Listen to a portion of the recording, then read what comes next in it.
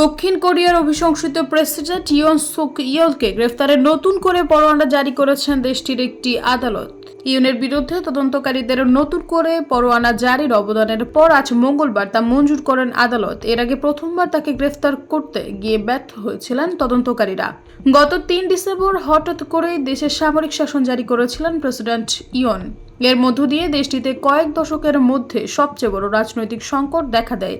পরে সামরিক শাসন জারির ঘোষণা প্রত্যাহার করে নেন ইয়ন। আর সামরিক শাসন জারির মতো পদক্ষেপ নেওয়ার জন্য দক্ষিণ কোরিয়ার পার্লামেন্টে তাকে অভিশংসিত করা হয়।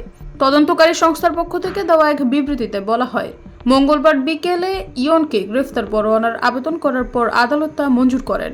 এর আগে জারি করা পরোয়ানার মেয়াদ ছিল 7 দিন। তবে নতুন পরোয়ানার মেয়াদ সম্পর্কে কিছু জানায়নি দেশটির তদন্ত সংস্থা করাপশন ইনভেস্টিগেশন অফিস।